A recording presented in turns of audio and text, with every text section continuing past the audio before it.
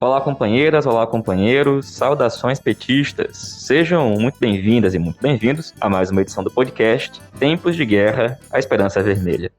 Hoje é segunda-feira, dia 5 de outubro. Eu sou o Patrick e conduzo a conversa junto com vocês.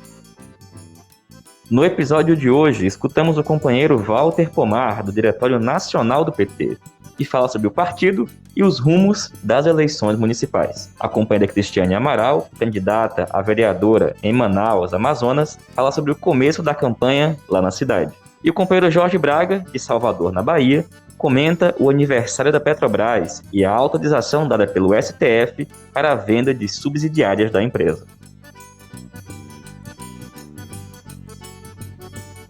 E pessoal, ao longo dos últimos dias, os movimentos de Bolsonaro, com a liberação de emendas e cargos para o Centrão, com a decisão da indicação para o STF e a discussão em torno da renda cidadã, tem feito com que alguns setores da esquerda, inclusive do PT, classifiquem agora que Bolsonaro está se movimentando rumo ao centro. Convenhamos que é de causar um certo estranhamento. Somente agora, algumas figuras façam esse tipo de avaliação, no momento em que o governo Bolsonaro já realizou quase que completamente o seu movimento de recomposição por cima, em que a centro-direita foi a principal fiadora e também articuladora. Vamos lembrar que, companheiras e companheiros, insistiram até recentemente naquela furada que era a ideia de frente ampla contra o bolsonarismo, fazendo gestos e mais gestos para a centro-direita, um negócio que não deu em nada, né? Além de perder tempo e de forma colateral, ao não avançar de forma potente numa convocação popular pelo Fora Bolsonaro, contribuir para que o bolsonarismo se recompusesse. E como a gente falou aqui na última edição do podcast, esse é um dos elementos que caracterizam o cenário das eleições municipais. E é justamente sobre ela que escutamos agora o companheiro Walter Pomar, do Diretório Nacional do PT. Olá, Patrick. Olá, ouvintes do podcast, comandado pelo Patrick Araújo. Pois é, Patrick, dia 15 de novembro acontece o primeiro turno das eleições municipais de 2020. As primeiras pesquisas confirmam o óbvio. Em todo o país, com exceções, quem lidera são candidaturas de centro e de direita. Jogo perdido? Nada disso, mas jogo muito difícil. E o único jeito de ganhar um jogo difícil é ter uma tática correta e ter muita energia. E qual é a tática correta? Em muitas cidades tem gente achando que a tática correta é esconder a estrela do PT. Não falar de Bolsonaro, nem falar das questões estaduais. Tratar apenas e unicamente das questões locais. Essa tática pode dar certo? Pode, sempre pode dar certo, em algumas cidades. Mas na maior parte das cidades, essa tática vai dar redondamente errado. Vai dar errado eleitoralmente e vai dar errado politicamente. Pois vamos combinar. Se o povo achar que os problemas locais foram causados por questões locais e se resolvem com soluções locais, por qual motivo vão escolher para a prefeitura ou para a Câmara Municipal candidaturas de um partido que se dá mal com o presidente da República e que na maioria dos estados brasileiros também faz oposição aos governadores? Por qual motivo, se o povo achar que os problemas e as soluções são locais, por qual motivo eles vão escolher o PT? A imensa maioria do país vão escolher gente de outros segmentos políticos. Nossa posição deve ser a de falar a verdade para o povo. Os principais problemas do povo brasileiro, a começar pelo desemprego, pela carestia e pela pandemia, e também a fome, a miséria, assim como o corte de verbas para as políticas sociais, inclusive o corte de verbas para as prefeituras.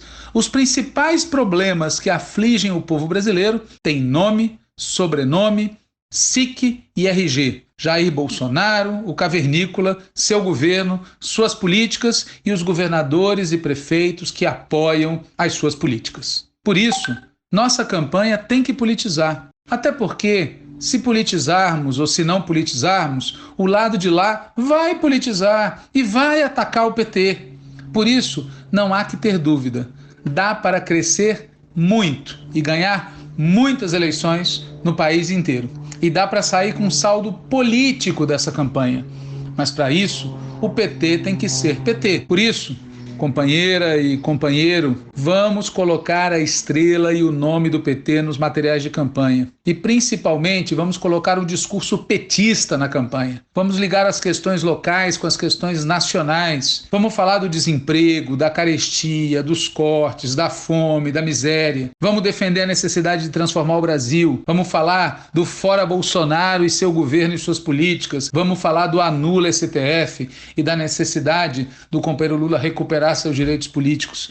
É com essas questões que cada um de vocês, que são candidatos e candidatas, saberá mediar com a realidade local, mas é com essas grandes questões que a gente vai marcar a diferença, demarcar o campo e viabilizar uma vitória da esquerda em geral, particularmente do PT, nas eleições municipais de 2020. É isso, Patrick, que eu queria falar para os ouvintes do podcast. Valeu, Walter. Obrigado, companheiro. E, gente, como informamos, em todas as edições do podcast, a gente vai trazer informes sobre as eleições municipais. No episódio de hoje, a gente escuta a companheira Cristiane Amaral, candidata a vereadora em Manaus, que nos fala sobre o cenário eleitoral lá na capital do Amazonas. Boa noite, meu nome é Cristiane Salles, sou mulher negra, militante da causa da moradia digna, militante contra o racismo, militante da mulher que sofre violência doméstica. São as militâncias que fazemos em Manaus, mas eu quero iniciar com uma poesia. A poesia de Vinícius de Moraes, porque quando a gente trata de moradia, trata de trabalhador, trata também de operários. Ele era aquele que erguia casas, onde antes só havia chão, como um pássaro sem asas, ele subia as casas que lhe brotavam da mão.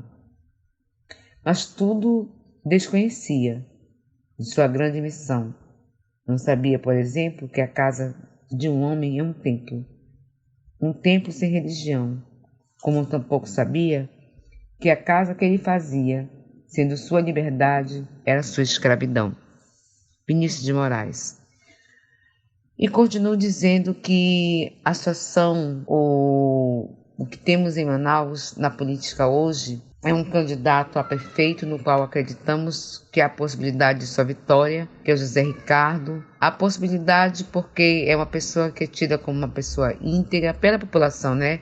É um cenário mais local, não é um cenário da minha própria visão, mas é um contextualizado na realidade nossa. Então ele é visto como alguém honesto e íntegro, que tem uma experiência já no parlamento, e portanto não é um paraquedista na política. Então nós acreditamos e temos esperança em sua vitória. Para além de falar da situação do nosso candidato à prefeitura, quero falar que estamos numa cidade onde, infelizmente, há muitos bolsominions. Infelizmente, a politização, a política, o grau de politização da nossa população é muito baixa. Temos um índice de pobreza muito alto, de desigualdade social muito alto, de desemprego muito alto, talvez um dos maiores do Brasil. Essa realidade leva o povo a crer no Messias, leva as igrejas a ter expectativas em o Messias. Então, essa realidade toda dificulta muito a que abramos os olhos e entendamos que só podemos avançar numa sociedade mais justa e igualitária com a esquerda, com um governo popular. Mas para além de falar do governo popular, que eu acredito venha pelo PT, eu quero falar da Cristiane Salles para concluir, essa mulher que vos fala, que é militante de causas sociais, de luta por direitos, que tem também possibilidade de uma vitória para a Câmara Municipal. É difícil, porque nós não temos recurso financeiro para uma campanha comparada a muitos candidatos que jorram dinheiro e compram votos, ou seja, não vivemos uma política democrática, um país democrático, à medida que votos são comprados. Dessa forma, porém, tentamos furar o bloqueio porque vemos tentando há muito tempo ser eleitas e ser eleita. Digo eleitas porque somos um grupo, não sou candidata de mim mesma, mas do movimento social, ou de parte dele, que passou a entender a política como algo que pertence a nós também, pertence ao povo da periferia também. Que bloqueios de espaço têm que ser ocupados por mulheres, por homens da periferia, que quem vai defender nós somos nós mesmos, não é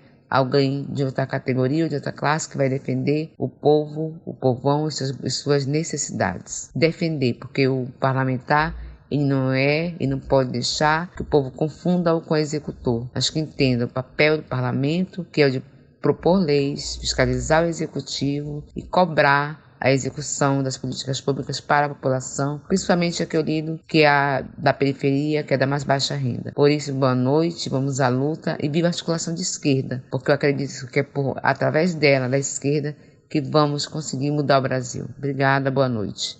Valeu, Cristiane. Obrigado, companheira. Muita força aí na campanha. E no último dia 3, a Petrobras completou 67 anos. A gente escuta agora o companheiro Jorge Braga, petroleiro, que fala sobre a situação da empresa e aquela decisão do STF relativa à autorização para a venda de subsidiárias da Petrobras.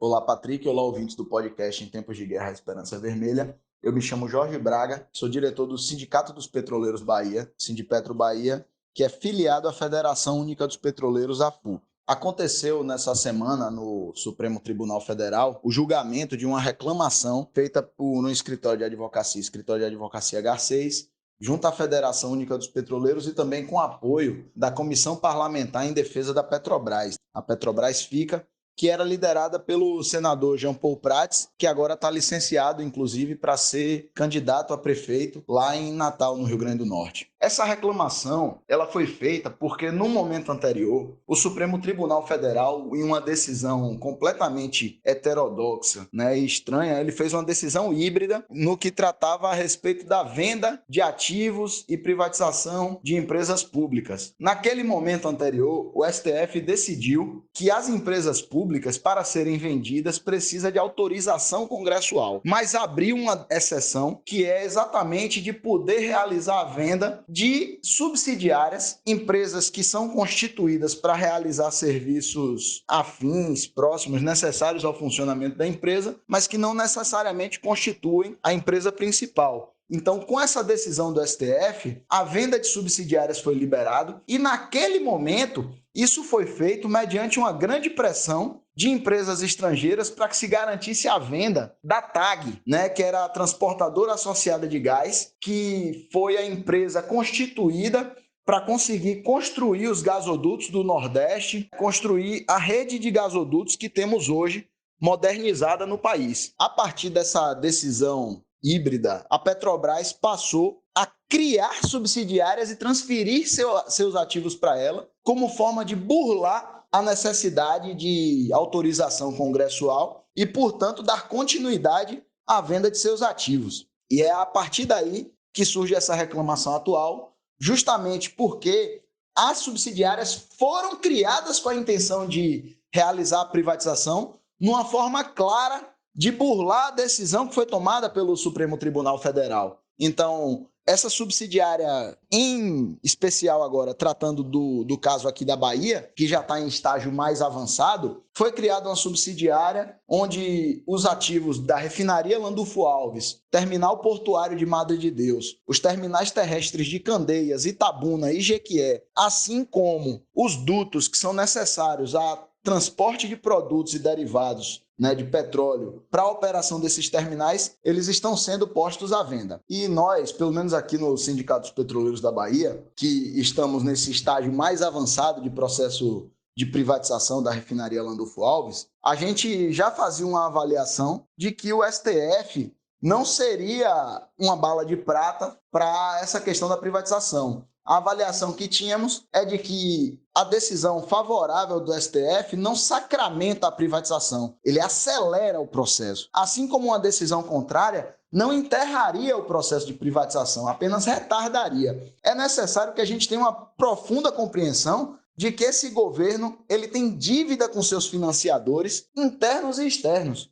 Aqueles que ajudaram a dar um golpe no país em 2016, que fraudaram a eleição em 2018, eles têm que ter de volta o preço que eles pagaram dessa aventura louca que a gente está vivendo no país e que as elites patrocinaram justamente para que não visse nosso povo tendo melhoria de vida. Então, o governo Jair Bolsonaro tem que entregar o petróleo nosso, tem que entregar a nossa estrutura produtiva estatal para pagar os seus financiadores. E aí é importante que nós, trabalhadores, petroleiros, de outras categorias também da sociedade, a gente faça essa luta, porque enquanto houver governo Bolsonaro, as ameaças e as privatizações não pararão de acontecer. A gente tem a campanha Petrobras fica, mas a Petrobras só fica se Bolsonaro sai. Então, mais importante do que a gente, nesse momento, acreditar que a luta apenas pela soberania vai ser efetiva, a gente tem que cada vez mais subir o tom contra o governo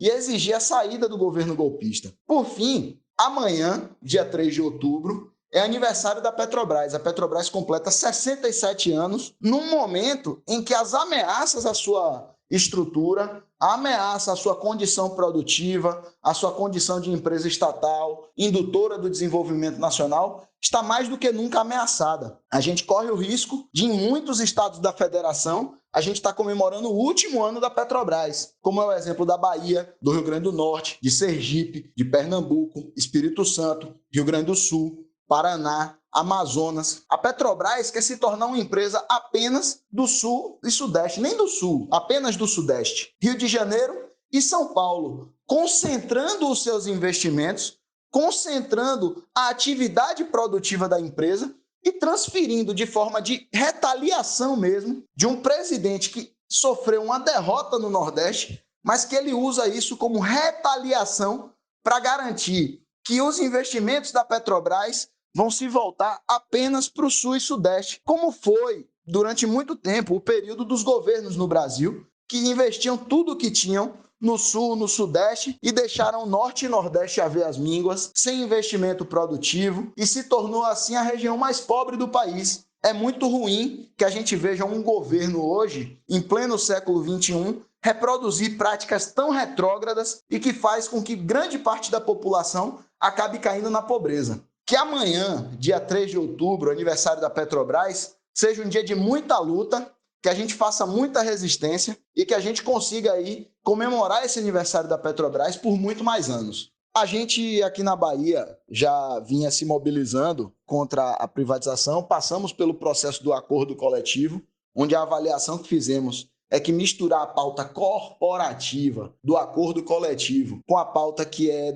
de toda a sociedade, uma pauta que é da classe trabalhadora, do desenvolvimento nacional, que diz respeito à soberania nossa, que é a questão da privatização da refinaria, se essas pautas se misturarem, acabaria por haver uma contaminação, assim como a gente tem que compreender que boa parte dessa nossa luta contra as privatizações em favor da soberania será necessário que a gente consiga ampliar para setores do povo. Então, a pauta corporativa dos salários, dos direitos específicos da categoria petroleira, se misturados a esse debate, a gente avaliava que isso traria prejuízo ao debate mais importante, que é o da soberania e da manutenção da Petrobras enquanto empresa estatal.